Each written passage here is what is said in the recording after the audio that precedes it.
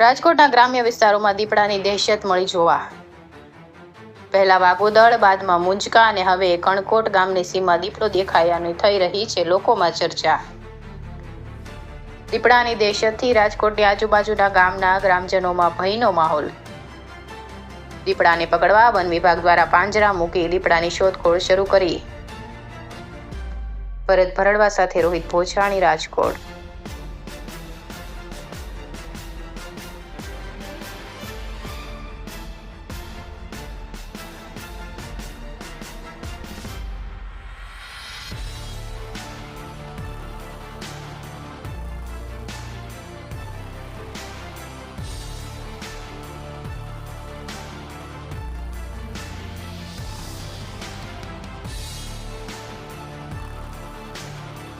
બાપભાઈ વિરાણી. બાપભાઈ, શું આખી હકીકત છે? કેવી રીતે દીપડો જોવા મળ્યો? હકીકતમાં ચાડાસરે અહીંયા દીપડો આવી ગયો હતો.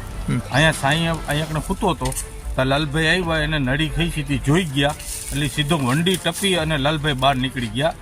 લાલભાઈ ઝડપથી બહાર નીકળી ગયા કારણ કે ટપીએ કેવું નહોતું, કારણ કે એની 60 વર્ષની ઉંમર છે, પણ ઘાયા પણ ટપીને વયા ગયા. પછી એને હાથ પડ્યા માણસો ભેરા થયા. પછી વનની ટીમને બોલાવી, પોલીસ ખાતું આવ્યું, બધું આવ્યું. તો પછી આમાં જઈડો ને હાથના હાથ વાગી ગયા. પછી બાજુનું ડૉક્ટર ક્લબ છે એમાં પણ ઠેકીને વયો ગયો. શું નામ તમારું? બાપભાઈ વિરાણી. શું નામ તમારું? મારું નામ લાલજીભાઈ ભવાનભાઈ વિરાણી, કૃષ્ણનગર ગામ. શું થયું કાલે તમે દીપડો હું સણ નાખવા આવ્યો ને સાહેબ, એ દરમિયાન પાણીના કુંડિયા ભરતો હતો. એ દરમિયાન દીપડો દેખી ગયો અને એ ભાગ્યો છું, તમે વાત ન પૂછો એવો.